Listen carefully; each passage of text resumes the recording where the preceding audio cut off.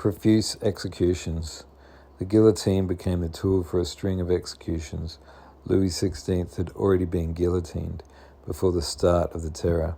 Queen Marie Antoinette, Barnave, Bailly, Brissot, and other leading Girondins, Philippe Égalité, despite his vote for the death of the king, Madame Rowland, and many others were executed by guillotine. The Revolutionary Tribunal summarily condemned thousands of people to death by the guillotine, while mobs beat other victims to death. Picture 9 emigrants go to the guillotine in 1793. At the peak of the Terror, the slightest hint of counter-revolutionary thoughts or activities, or as in the case of Jacques Hébert, revolutionary zeal, exceeding that of those in power, could place one under suspicion, and trials did not always proceed according to contemporary standards of due process. Sometimes people died for their political opinions or actions, but many for little reason beyond mere suspicion, or because some others had a stake in getting rid of them. Most of the victims received an unceremonious trip to the guillotine in an open wooden cart, the tumbrel. In the rebellious provinces, the government representatives had unlimited authority, and some engaged in extreme repressions and abuses. For example, Jean-Baptiste Carrier became notorious for the noyades, drownings, he organized in Nantes. His conduct was judged unacceptable even by the Jacobin government, and he was recalled. Guillotining politicians. Maximilien Robespierre, since July 1793, member of the Committee of Public Prosperity, on 5th of January 1794, in a speech in the convention, identified Jacques Hébert and his faction as internal enemies working toward the triumph of tyranny. After a dubious trial, Hébert and some allies charged with counter-revolutionary activities were guillotined in March. On 5th of April again, at the instigation of Robespierre, Danton, a moderate Montagnard, and 13 associated politicians charged with counter-revolutionary activities were executed. A week later, again 19 politicians. This hushed the convention deputies. If henceforth they disagreed with Robespierre, they hardly dared to speak out. Painting the Festival of the Supreme Being on 8th of June 1794. On 7 June 1794, Robespierre advocated a new state religion and recommenced the convention acknowledged the existence of the Supreme Being, a law enacted on 10th of June 1794, 22 Prairial 2. Further streamlined criminal procedures if the revolutionary tribunals saw sufficient proof of someone being an enemy of the people. A counsel for defense would not be allowed. The frequency of guillotine executions in Paris now rose from on average 3 a day to an average of 29 a day. Meanwhile, France's external wars were going well, with victories over Austrian and British troops in May and June, opening up Belgium for French conquest, but cooperation with the Committee of Public Prosperity. Since April 1793, the de facto executive government started to break down. On 29 June 1794, 3 colleagues of Robespierre at the committee called him a dictator in his face. Robespierre, baffled, left the meeting. This encouraged other convention members to also defy Robespierre. On 26 of July, a long and vague speech of Robespierre wasn't met with thunderous applause, as usual, but with hostility. Some deputies yelled that Robespierre should have the courage to say which deputies he deemed necessary to be killed next, what Robespierre refused to do. In the convention session of 27 July 1794, 9 Thermidor of Year 2, Robespierre and his allies hardly managed to say a word, as they were constantly interrupted by a row of critics such as Tallien, Belaud, Varenne, Vadier, Barrère, and acting president Thuriot. Finally, even Robespierre's own voice failed on him. It faltered at his last attempt to beg permission to speak. Painting the execution of Robespierre on 28th of July 1794 marked the end of the Reign of Terror. A decree was adopted to arrest Robespierre, Saint-Just, and Couthon 28 July. They and 19 other leading Jacobins were beheaded. 29th of July, again 70 members of the Parisian Commune were guillotined. Subsequently, the law of 22 Prairial 10 June 1794 was repealed and the Girondins expelled from the convention in June 1793, if not dead yet, were reinstated as convention deputies. In November, the Jacobin Club was closed and banned. Disregarding the lower classes, after July 1794, the French government was dominated by Girondins who indulged in revenge and violence and death sentences against people associated with the previous Jacobin Montagnard governments around Robespierre and Marat in what was known as the White Terror. After July 1794, most civilians henceforth ignored the Republican calendar and returned to the traditional 7-day weeks. The government, in a law of 21 February 1795, set steps of return to freedom of religion and reconciliation with the since 1790 refractory Catholic priests, but any religious signs outside churches or private homes, such as crosses, clerical garb, bell ringing, remained prohibited. When the people's enthusiasm for attending church grew to unexpected levels, the government backed out, and in October 1795, again like in 1790, required all priests to swear oaths on the Republic. In the very cold winter of 1794-95, the French army was demanding more and more bread. It was getting scarce in Paris, as was wood to keep houses warm. As a result, in an echo of October 1789 march on Versailles, on 1st of April 1795, 12 Germinal 3, a mostly female crowd marched on the convention calling for bread, but no convention members sympathized, and they told the women to return home. Again in May, a crowd of 20,000 men and 40,000 women invaded the convention and killed a deputy in the halls.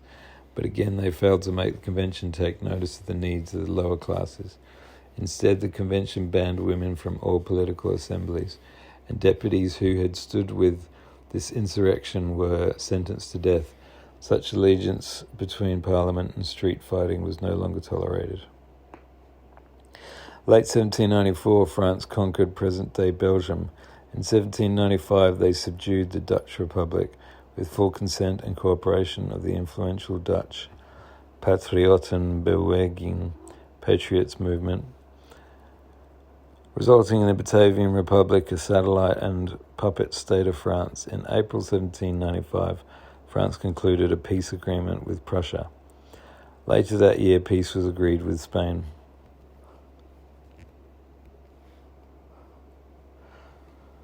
The Directory, 1795-99.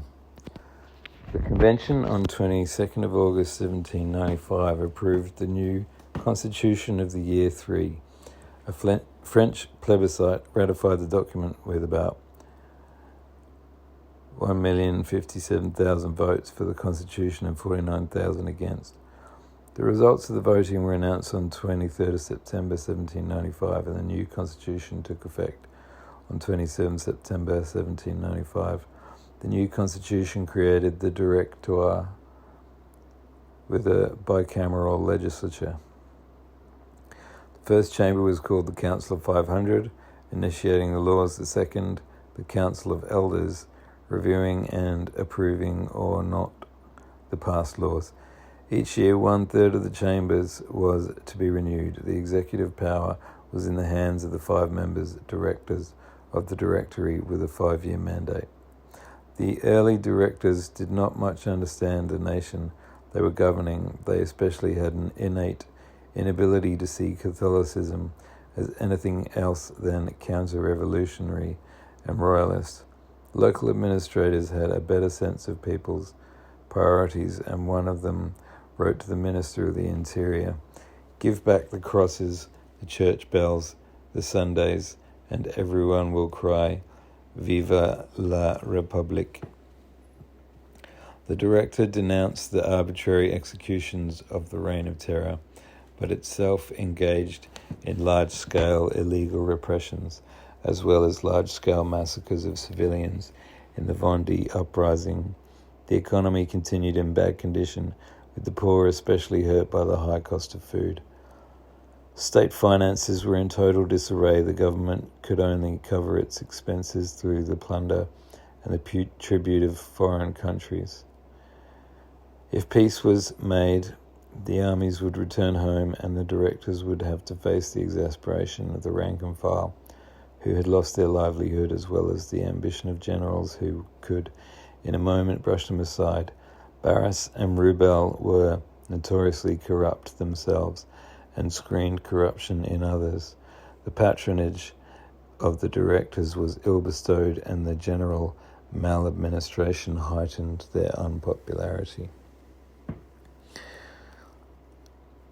Painting a small French force tried to invade Britain in February 1797, this contemporary image shows troops landing near Fishguard in Wales. The troops were later forced to surrender.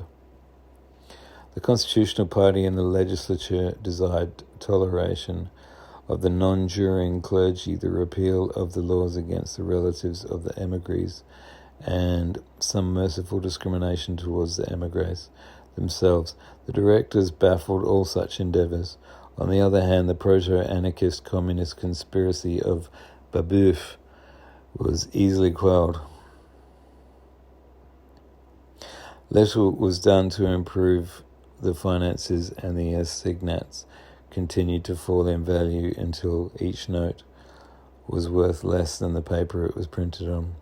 Debtors easily paid off their debts. A series of financial reforms started by the Directory finally took effect after it fell from power.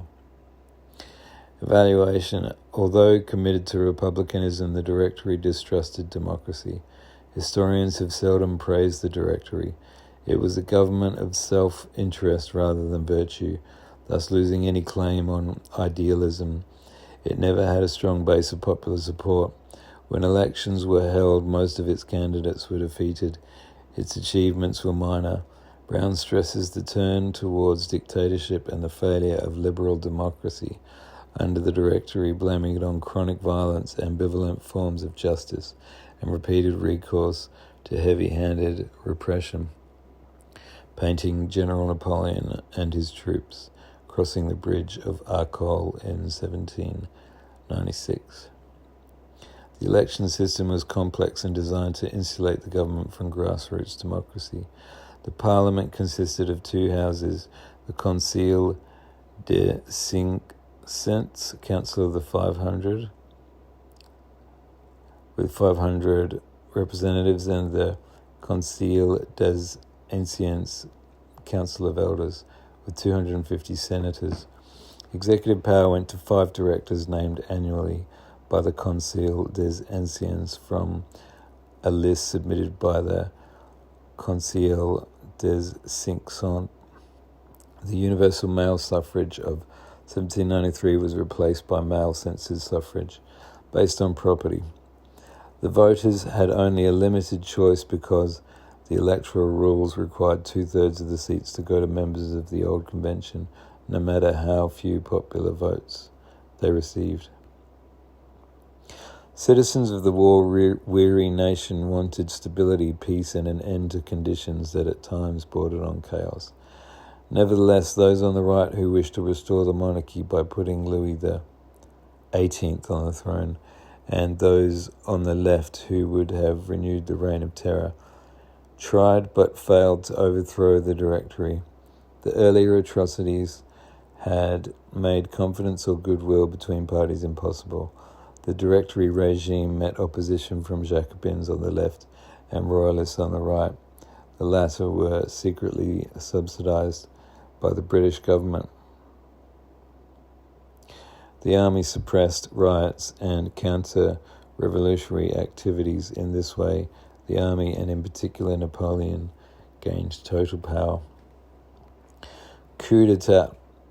Parliamentary elections in the spring of 1797 for 1/3 of the seats in Parliament resulted in considerable gains for the Royalists, who seemed poised to take control of the Directory in the next elections.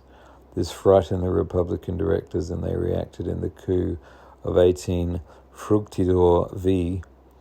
4th of September 1797 by purging all the winners, banishing 57 leaders to certain death in Guyana, removing 2 supposedly pro-royalist directors, and closing 42 newspapers.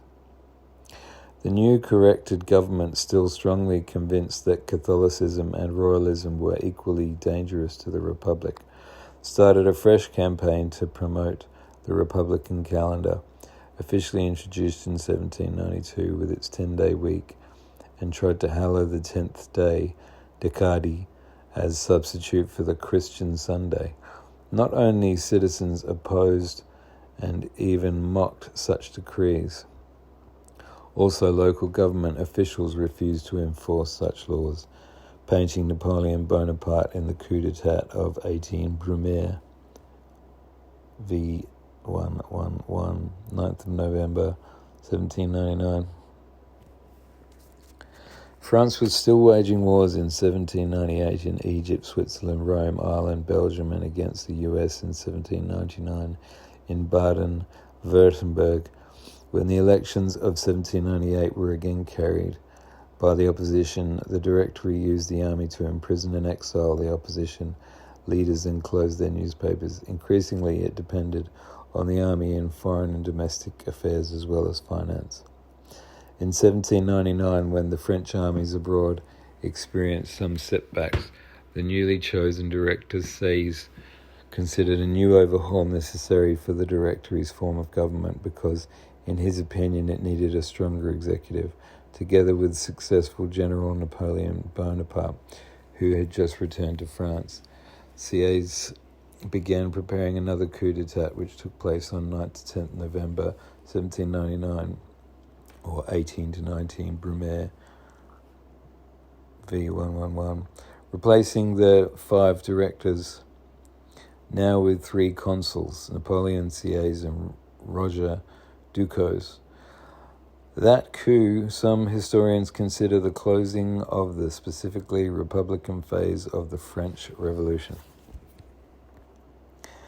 Exporting the revolution. The army at first was quite successful. It conquered Belgium and turned it into a province of France, conquered the Netherlands and made it a puppet state, and conquered Switzerland and most of Italy, setting up a series of puppet states.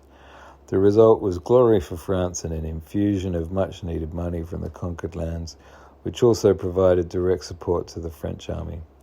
However, the enemies of France, led by Britain and funded by the inexhaustible British Treasury, formed a second coalition in 1799, with Britain joined by Russia, the Ottoman Empire, and Austria. The Allies scored a series of victories that rolled back French successes, retaking Italy, Switzerland, and the Netherlands, and ending the flow of payments from the conquered areas to France. The treasury was empty despite his publicity, claiming many glorious victories. Napoleon's army was trapped in Egypt after the British sank the French fleet at the Battle of the Nile. Napoleon escaped by himself, returned to Paris, and overthrew the Directory in November 1799, painting French-Dutch victory under General Brune and General Daendels against the Russians and British in 1799. Napoleon conquered most of Italy in the name of the French Revolution. In 97 to 99, he consolidated old units and split up Austria's holdings. He set up a series of new republics, complete with new codes of law and abolition of old feudal privileges. Napoleon's Cisalpine Republic was centered on Milan.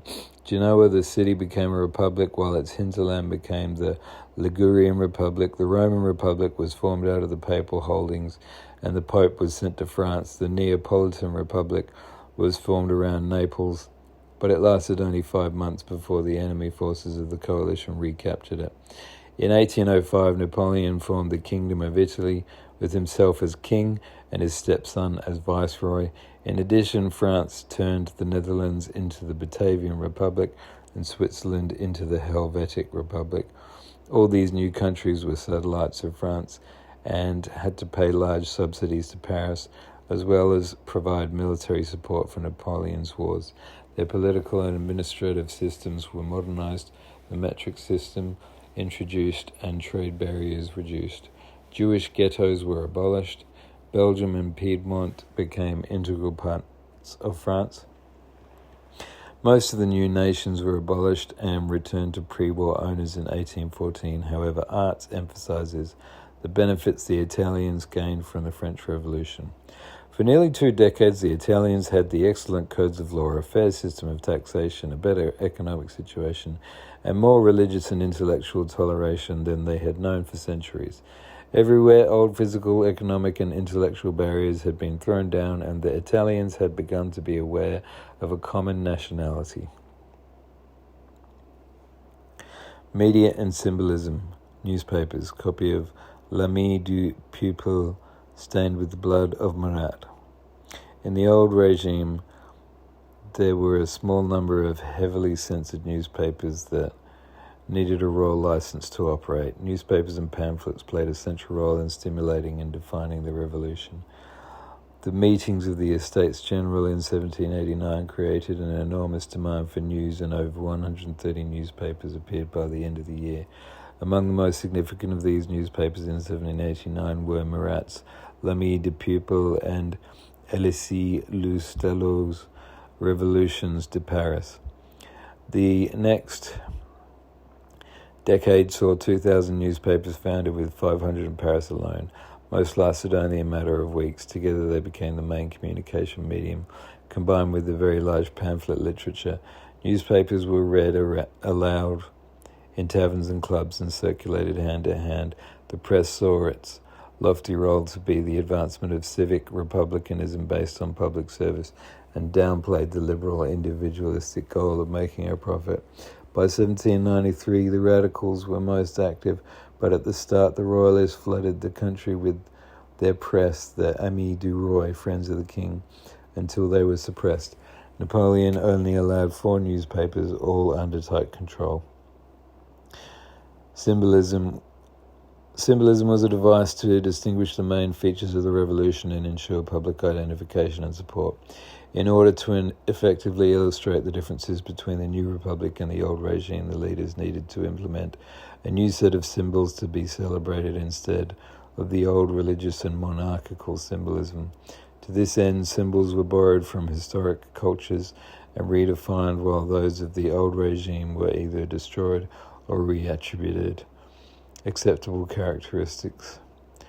These revised symbols were used to instill in the public a new sense of tradition and reverence for the Enlightenment and the Republic. And they don't show what the symbols are, but you can imagine what symbols of the Enlightenment would look like. It'd probably be a lot of triangles with eyes and shining lights. La Marseillaise. Painting. Roger de Lille, composer of the Marseillaise, sings it for the first time in 1792. And I just tried playing the audio track, but it stopped my recording. Basically, there's a little audio track of the French national anthem, La Marseillaise. So, this became the national anthem of France. The song was written and composed in 1792 by Claude-Joseph Rouget de Lille and was originally titled Chant de guerre pour l'Armée du Rhin. The French National Convention adopted it as the First Republic's anthem in 1795. It acquired its nickname after being sung in Paris by volunteers from Marseille marching on the capital. The song is the first example of the European march anthemic style. The anthem's evocative melody and lyrics have led to its widespread use of a song of revolution and its incorporation into many pieces of classical and popular music. Cerullo, 1993, says, The design of La Marseillaise is credited to General Strasbourg of France, who is said to have directed Delisle, the composer of the anthem, to produce one of those hymns which conveys to the soul of the people the enthusiasm which the music suggests. Then we have an English cartoon attacking the excesses of the revolution as symbolized by the guillotine. Between 18,000 and 40,000 people were executed during the Reign of Terror. And I think that's an appropriate cartoon. Guillotine. Hansen notes, the guillotine stands as the principal symbol of terror in the French Revolution. Invented by a physician during the Revolution as a quicker, more efficient and more distinctive form of execution, the guillotine became a part of popular culture and historic memory. It was celebrated on the left as the people's avenger and cursed as the symbol of the Reign of Terror by the right. Its operation became a popular entertainment that attracted great crowds of spectators. Vendors sold programs listing the names of those scheduled to die. Many people came day after day and vied for the best locations from which to observe the proceedings. Knitting women, tricoteuses, formed a cadre of hardcore regulars, inciting the crowd. Parents often brought their children. By the end of the terror, the crowds had thinned drastically. Repetition had staled even this most grisly of entertainments, and audiences grew bored. What it is that horrifies people changes over time, Doyle comments. Even the unique horror of the guillotine has been dwarfed by the gas chambers of the Holocaust, the organized brutality of the Gulag, the mass intimidation of Mao's Cultural Revolution, or the killing fields of Cambodia. Tricolor cockade. Cockades were widely worn by the revolutionaries beginning in 1789. They now pinned the blue and red cockade of Paris onto the white cockade of the Ancien Regime. Camille Desmoulins asked his followers to wear green cockades on 12 July 1789. The Paris militia, formed on 13th of July, adopted a blue and red cockade. Blue and red are the traditional colours of Paris, and they are used on the city's coat of arms. Cockades with various colour schemes were used during the storming of the Bastille on 14th of July. Fasces. The unofficial but common national emblem of France is backed by a fasces representing justice. A bundle of sticks. A fascist bundle of sticks. Poltog. Fasces are Roman in origin and suggest Roman republicanism. Fasces are a bundle of birch rods containing an axe. The French Republic continued this Roman symbolism to represent state power, justice, and unity. Liberty cap. Early depiction of the tricolour in the hands of sans-culotte, the Liberty cap, also known as the Phrygian cap. And if you don't know the history of the Phrygian cap, I might do an episode on that, but I'm sure some of you know. Or pileus is a brimless felt cap that is conical in shape, with the tip pulled forward. It reflects Roman republicanism and liberty, alluding to the Roman ritual of manumission of slaves, in which a freed slave receives the bonnet as a symbol of his newfound liberty. Very interesting. I'll go into the symbolism of that in another episode, or a Prometheus rant. Role of women. Women in the French Revolution and militant feminism in the French Revolution. They sound like interesting articles. Painting. Club of patriotic women in a church.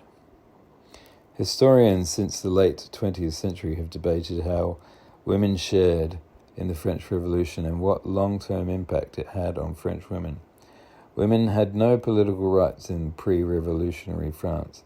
They were considered passive citizens, forced to rely on men to determine what was best for them. That changed dramatically in theory as there seemingly were great advances in feminism. Feminism emerged in Paris as part of a broad demand for social and political reform. The women demanded equality for women and then moved onto a demand for the end of male domination. Their chief vehicle for agitation were pamphlets and women's clubs. For example, a small group called the Cercle Social, a social circle, campaigned for women's rights, noting that the laws favour men at the expense of women because everywhere power is in your hands. However, in October 1793, the country's all-male legislative body voted to ban all women's clubs. The movement was crushed.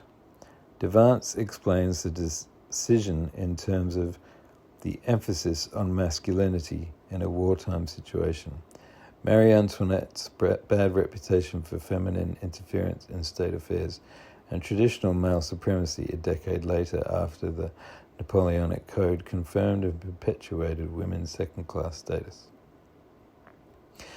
When the revolution opened, groups of women acted forcefully, making use of the volatile political climate.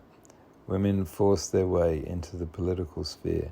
They swore oaths of loyalty, solemn declarations of patriotic allegiance, and affirmations of the political responsibilities of citizenship.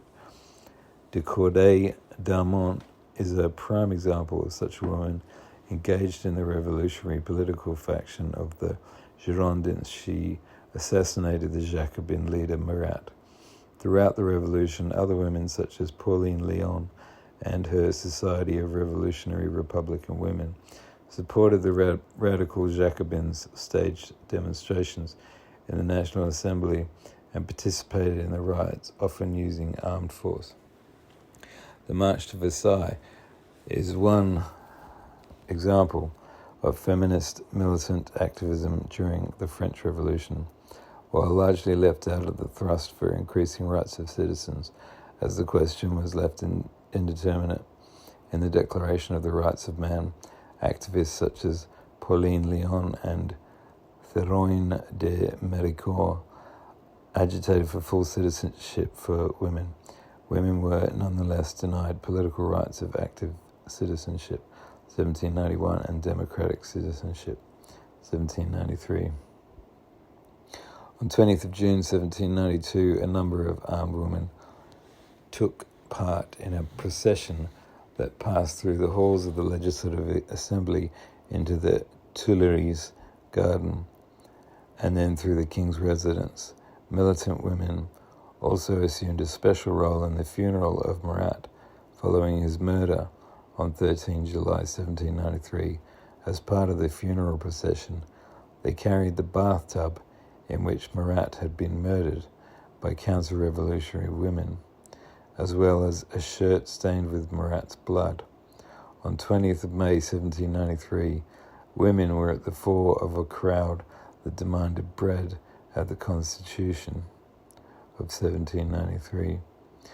When their cries went unnoticed, the women went on a rampage, sacking shops, seizing grain, and kidnapping officials. Olympe de Gouges was the author of the Declaration of the Rights of Women and the Female Citizen in 1791, and there's a painting of her. The Society of Revolutionary Republic Women, a militant group on the far left, demanded a law in 1793 that would compel all women to wear the tricolour cockade to demonstrate their loyalty to the Republic. They also demanded vigorous price controls to keep bread, the major food of the poor people, from becoming too expensive. After the convention passage law in September 1793, the Revolutionary Republican women demanded vigorous enforcement, but were countered by market women, former servants and religious women, who adamantly opposed price controls which would drive them out of business and resented attacks on the aristocracy and on religion. Fistfights broke out in the streets between the two factions of women. Meanwhile, the men who controlled the Jacobins rejected the revolutionary Republican women as dangerous rabble-rousers. At this point, the Jacobins controlled the government. They dissolved the Society of Revolutionary Republican Women and decreed that all women's clubs and associations were illegal. They sternly reminded women to stay home and tend to their families by leaving public affairs to the men. Organized women were permanently shut out of the French Revolution after 30th of October 1793. Prominent women, Olympe de Gouges, wrote a number of plays, short stories, and novels. Her publications emphasized that women and men are different, but this shouldn't stop them from equality under the law. In her Declaration on the Rights of Women, she insisted that women deserve rights, especially in areas concerning them directly, such as divorce and recognition of illegitimate children.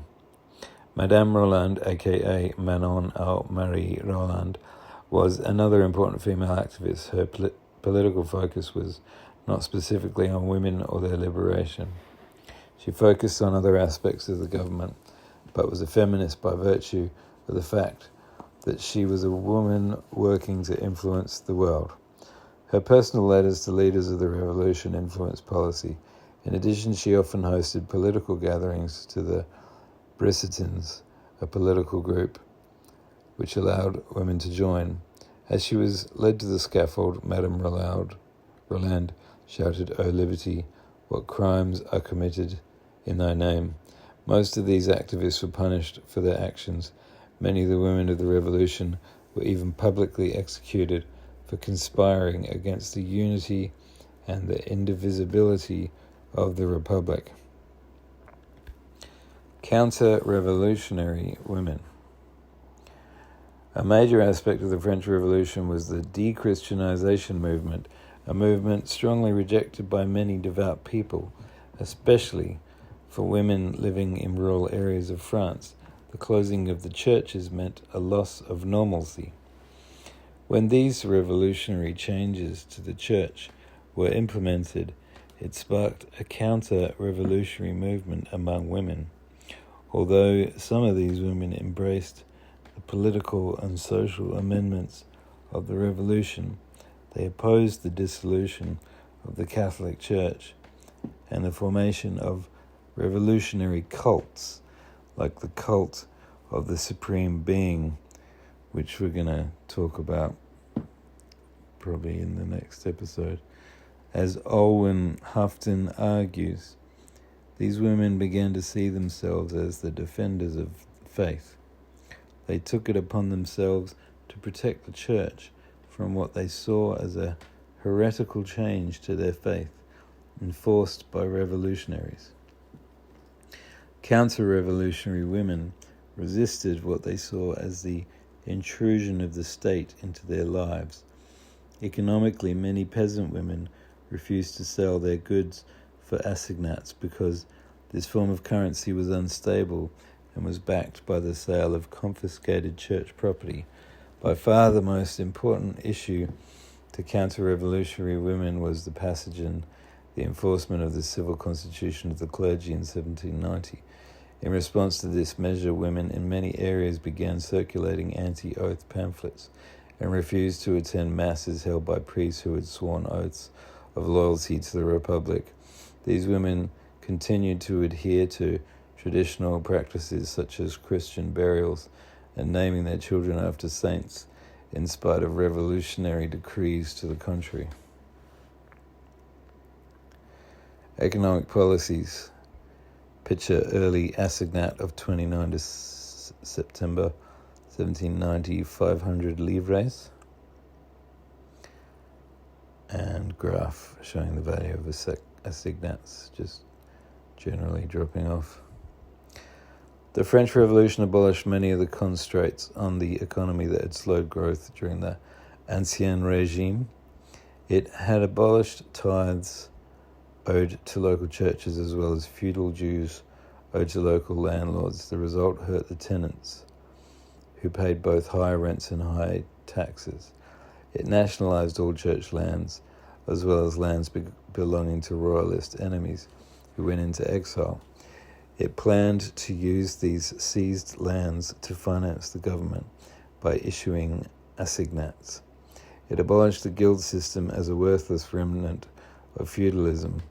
It also abolished a highly inefficient system of tax farming, whereby private individuals would collect taxes for a hefty fee. The government seized the foundations that had been set up starting in the 13th century to provide an annual stream of revenue for hospitals, poor relief, and education. The state sold the lands, but typically local authorities did not replace the funding, and so most of the nation's charitable and school systems were massively disrupted. The economy did poorly in 1790-96 as industrial and agricultural output dropped, foreign trade plunged, and prices soared. The government decided not to repudiate the old debts. Instead, it issued more and more paper money called assignat. Supposedly were grounded seized lands. The result was escalating inflation. The government imposed price controls and persecuted speculators and traders in the black market. People increasingly refused to pay taxes as the annual government deficit increased from 10% of gross national product in 1789 to 64% in 1793. By 1795, after the bad harvest of 1794 and the removal of price controls, inflation had reached a level of 3,500%. The assignats were withdrawn in 1796, but the replacements also fueled inflation. The inflation was finally ended by Napoleon in 1803 with the franc as the new currency. Napoleon, after 1799, paid for his expensive wars by multiple means, starting with the modernization of the rickety financial system. He conscripted soldiers at low wages, raised taxes, placed large-scale loans, sold lands formerly owned by the Catholic Church, sold Louisiana to the United States, plundered conquered areas and seized food supplies and levied requisitions on countries he controlled, such as Italy.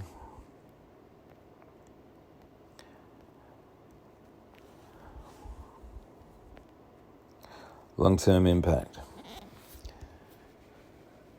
Painting La Liberté, Guidant le Peuple, painting by Eugène Delacroix, commemorating the July Revolution of 1830.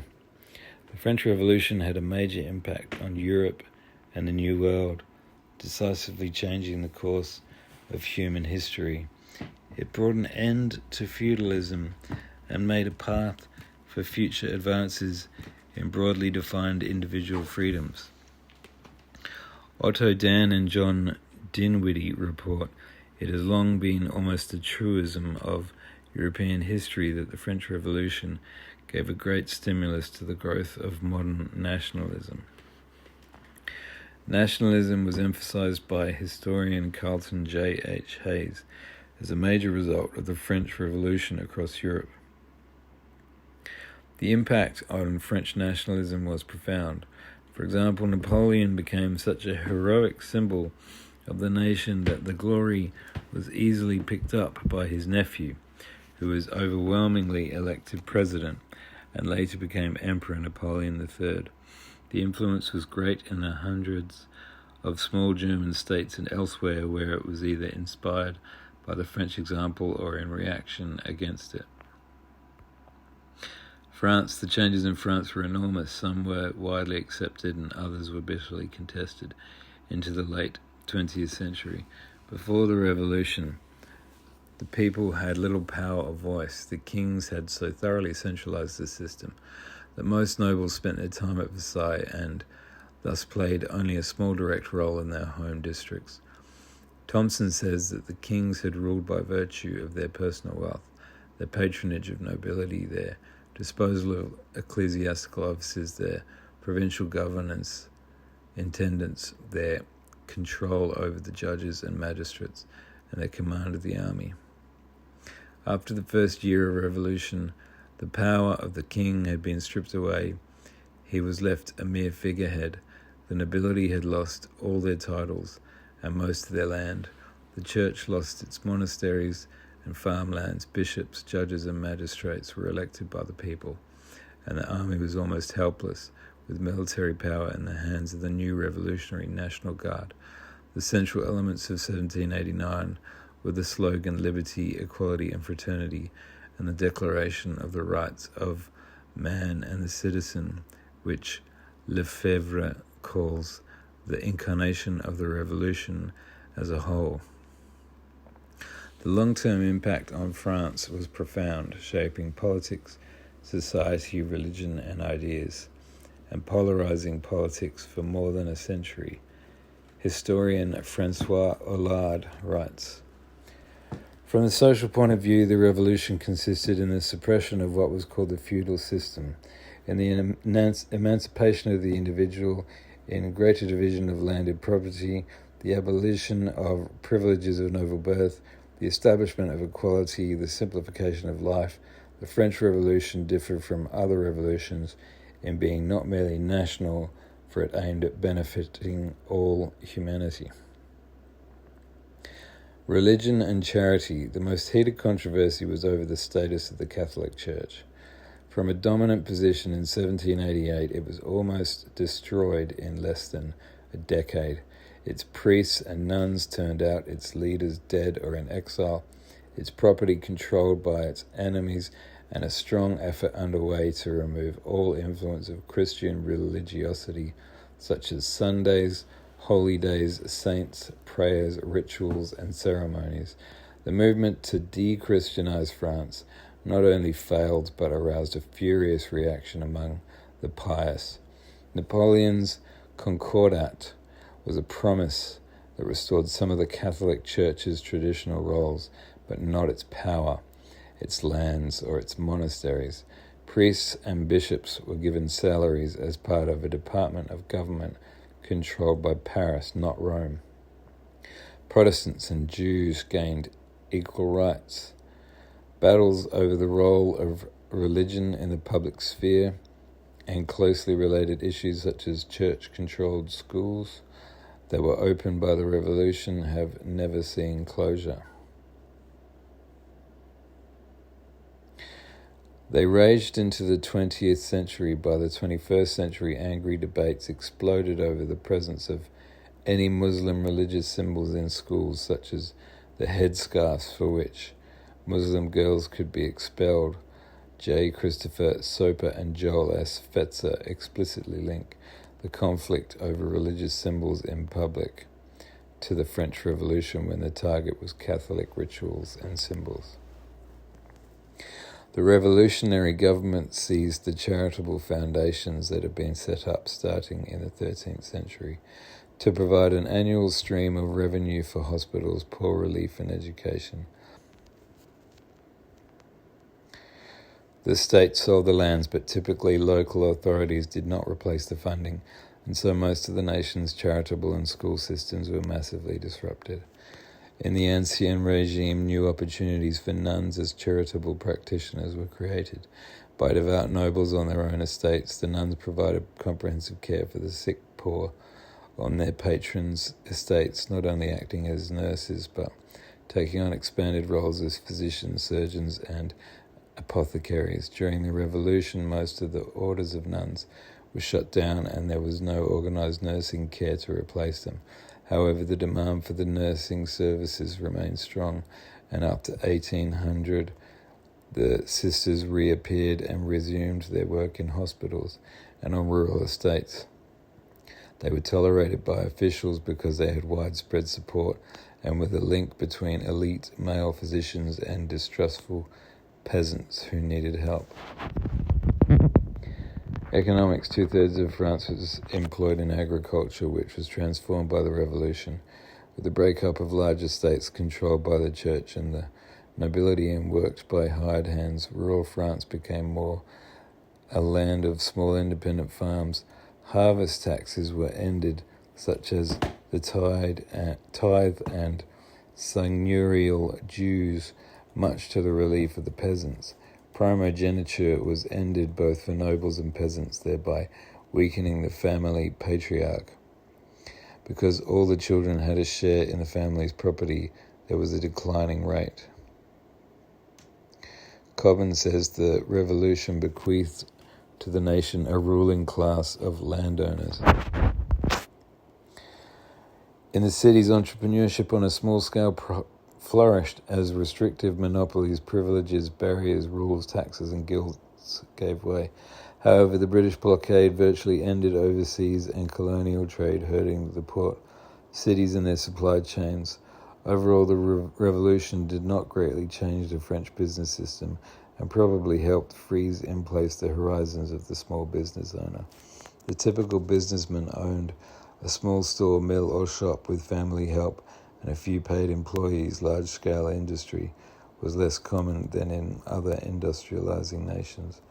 2017 National Bureau of Economic Research paper found that the emigration of more than 100,000 individuals, predominantly supporters of the old regime during the revolution, had a significant negative impact on income per capita in the 19th century due to the fragmentation of agricultural holdings, but became positive in the second half of the 20th century onward because it facilitated the rise in human capital investments. Another 2017 paper found that the redistribution of land had a positive impact on agricultural productivity, but these gains gradually declined over the course of the 19th century.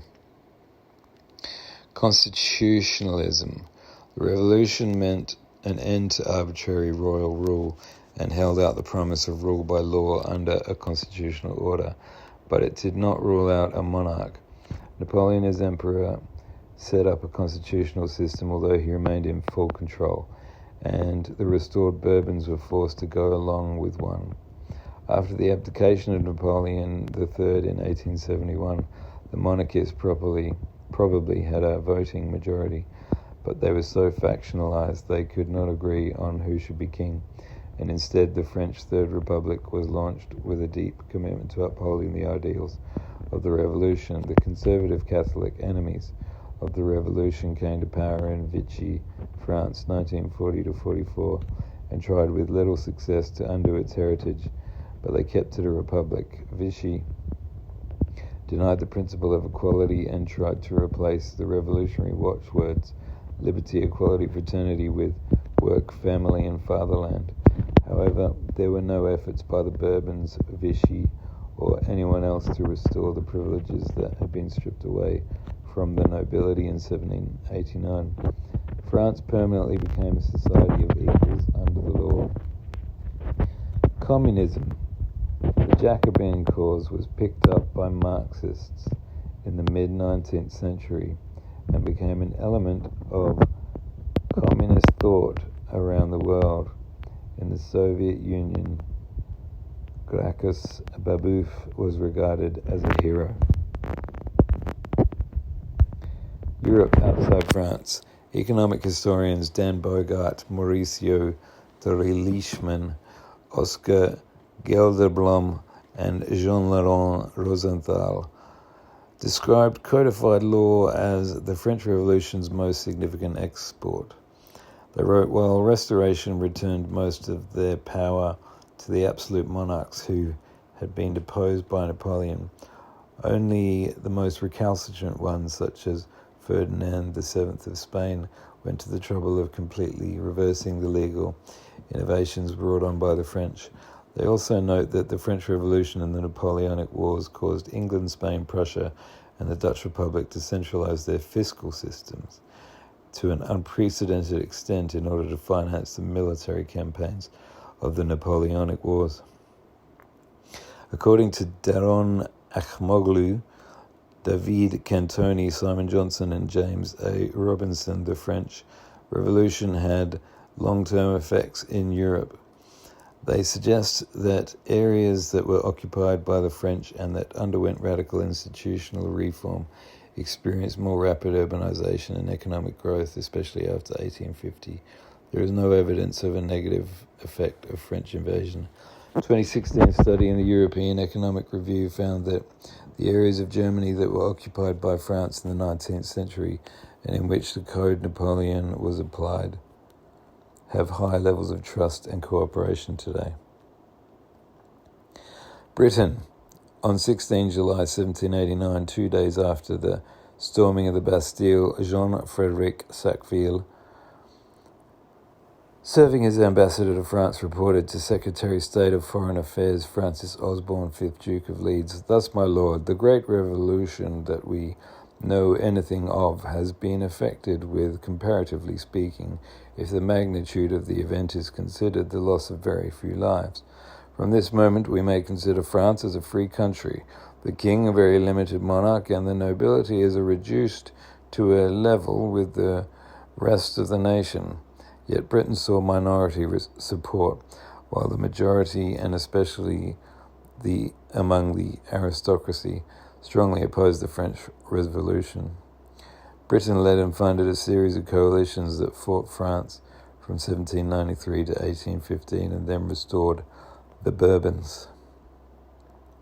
Philosophically and politically, Britain was in debate over the rights and wrongs of the revolution in the abstract and in practicalities. The revolution controversy was a pamphlet war set off by the publication of a discourse on the love of our country, a speech given by Richard Price to the Revolution Society on 4th of November 1789, supporting the French Revolution as he had the American Revolution, and saying that patriotism actually centers around loving the people and principles of a nation, not its ruling class. Edmund Burke responded in November 1790 with his own pamphlet, Reflections on the Revolution in France, attacking the French Revolution as a threat to the aristocracy of all countries. William Cox opposed Price's premise that one's country is principles and people, not the state itself. Conversely, two seminal political pieces of political history were written in Price's favour, supporting the general right of the French people to replace their state. One of the first of these pamphlets into print was A Vindication of the Rights of Men by Mary Wollstonecraft, better known for her later treatise, sometimes described as the first feminist text, A Vindication of the Rights of Women. Wollstonecraft's title was echoed by Thomas Paine's Rights of Man, published a few months later in 1792. Christopher Wyville published Defence of Dr. Price and the Reformers of England, a plea for reform and moderation.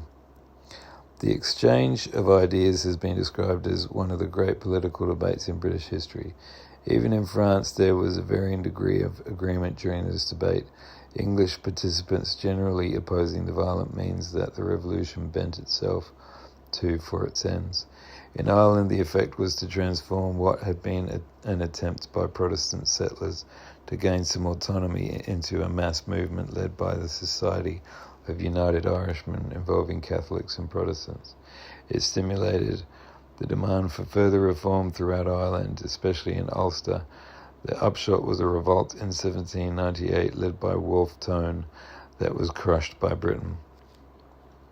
German reaction to the revolution swung from favourable to antagonistic. At first it brought liberal and democratic ideas, the end of guild serfdom and the Jewish ghetto. It brought economic freedoms and agrarian and legal reform. Above all, the antagonism helped stimulate and shape German nationalism. Switzerland. The French invaded Switzerland and turned it into an ally known as the Helvetic Republic, 1798 to 1803. The interference with localism and traditional liberties was deeply resented, although some modernizing reforms took place. Belgium. Picture, the Brabant Revolution broke out in the Austrian Netherlands, inspired by the revolution in France. The region of modern-day Belgium was divided between two polities, the Austrian Netherlands and Prince Bishopric of Liège. Both territories experienced revolutions in 1789. In the Austrian Netherlands, the Brabant Revolution succeeded in expelling Austrian forces and established the new United Belgian States. The Liège Revolution expelled the tyrannical Prince Bishop and installed a republic. Both failed to attract international support. By December 1790, the Brabant Revolution had been crushed and Liège was subdued the following year. During the Revolutionary Wars, the French invaded and occupied the region between 1794 and 1814, a time known as the French period. The new government enforced new reforms incorporating the region into France itself.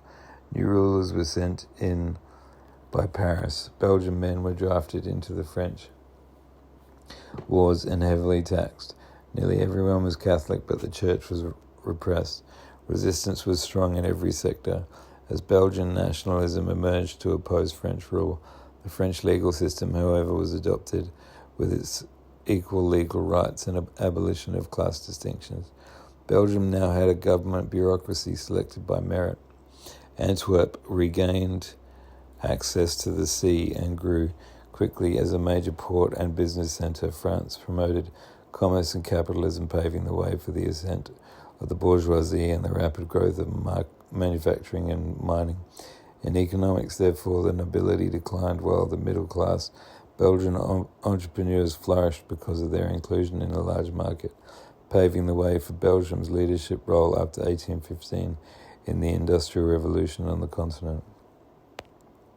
Scandinavia. The Kingdom of Denmark adopted liberalizing reforms in line with those of the French Revolution with no direct contact. Reform was gradual and the regime itself carried out agrarian reforms that had the effect of weakening absolutism by creating a class of independent peasant freeholders. Much of the initiative came from well-organized liberals who directed political change in the first half of the 19th century.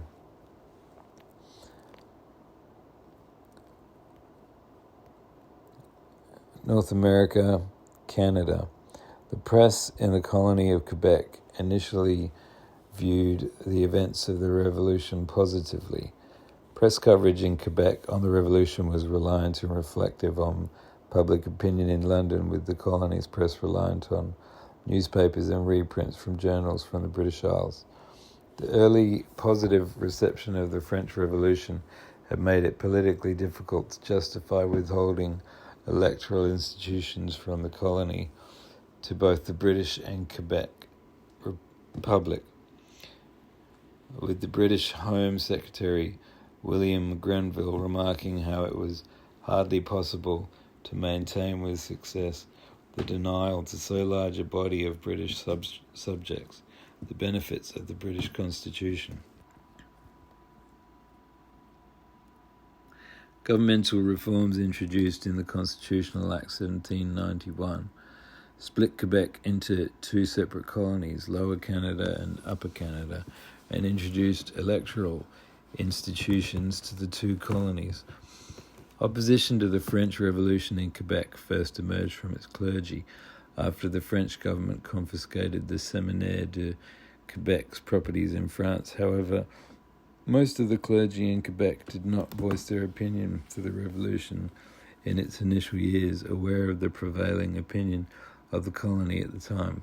Public opinion in Quebec began to shift against the revolution after the flight to Varennes, as popular accounts of disturbances in France in 1791 made its way to the colony. After the September massacres and the subsequent execution of Louis XVI in January 93, members of the Canadian clergy and seigneurs began to openly voice opposition against the revolution. A shift in public opinion was also apparent in the first session of the Legislative Assembly of Lower Canada, with the legislature voting against several bills inspired by the French Revolution.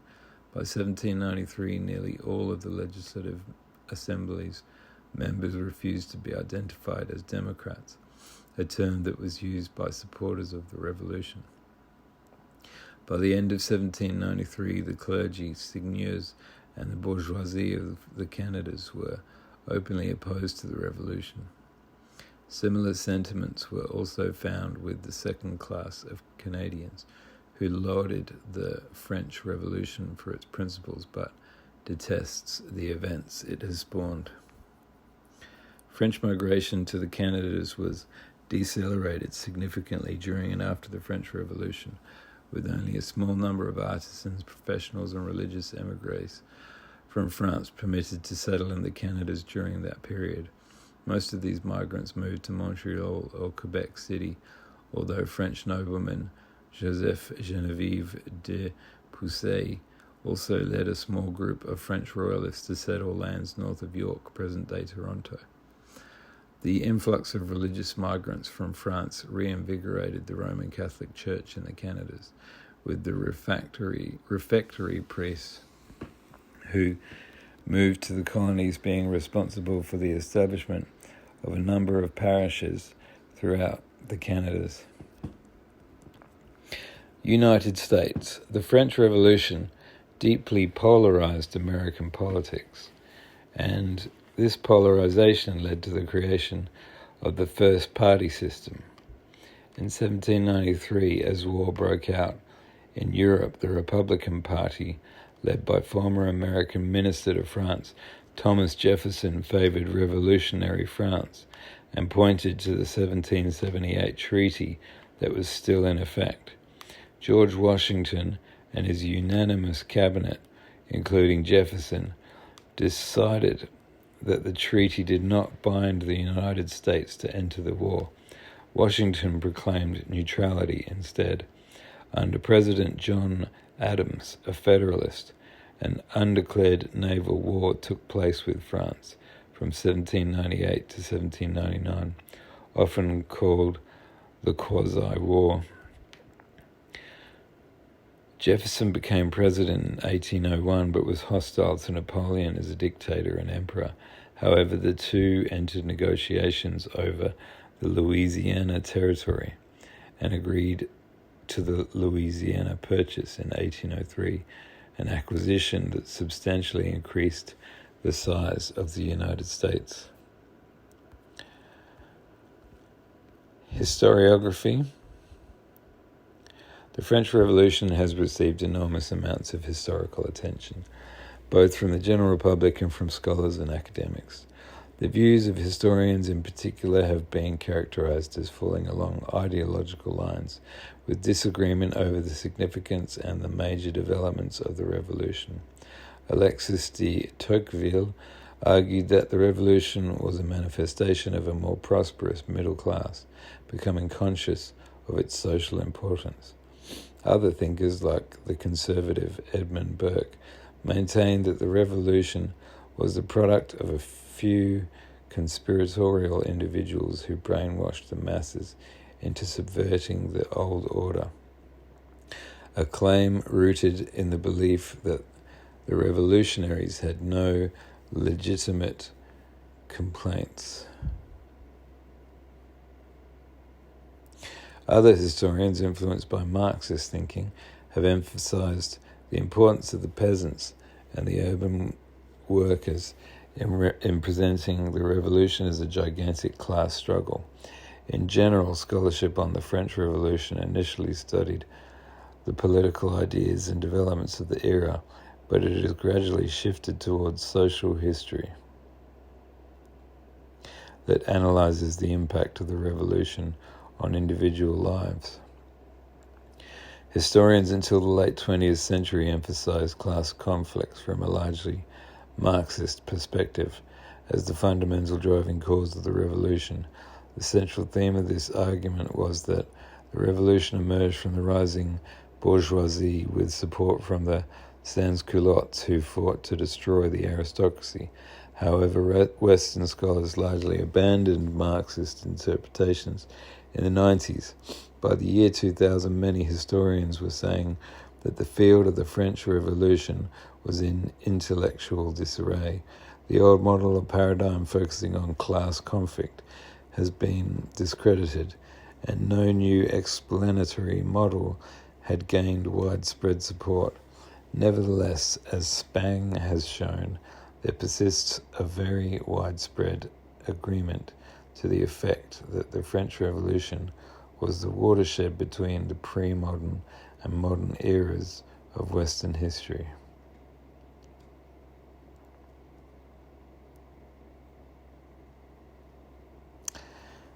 Historians widely regard the Revolution as one of the most important events in history. It marks the end of the early modern period, which started around 1500, and is often seen as marking the dawn of the modern era.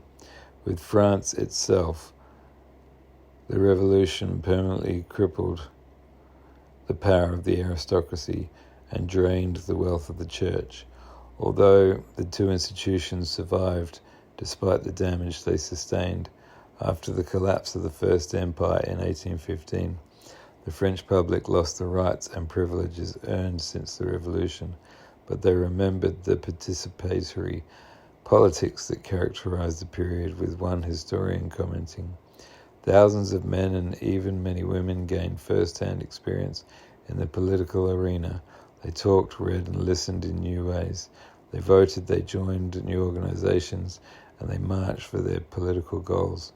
Revolution became a tradition, and republicanism an enduring option." Some historians argue that the French people underwent a fundamental transformation in self-identity, evidenced by the elimination of privileges and their replacement by rights, as well as the growing decline in social deference that highlighted the principle of equality throughout the Revolution. The Revolution represented the most significant and dramatic challenge to political absolutism up to that point in history, and spread democratic ideals throughout Europe and ultimately the world. Throughout the 19th century, the Revolution was heavily analysed by economists and political scientists who saw the class nature of the Revolution as a fundamental aspect in understanding human social evolution itself. This, combined with the egalitarian values introduced by the Revolution, gave rise to a classless and cooperative model for society called socialism, which profoundly influenced future revolutions in France and around the world. So that's the French Revolution. I'm going to do another short episode after this based on some of the ideas that came up. Thanks for listening.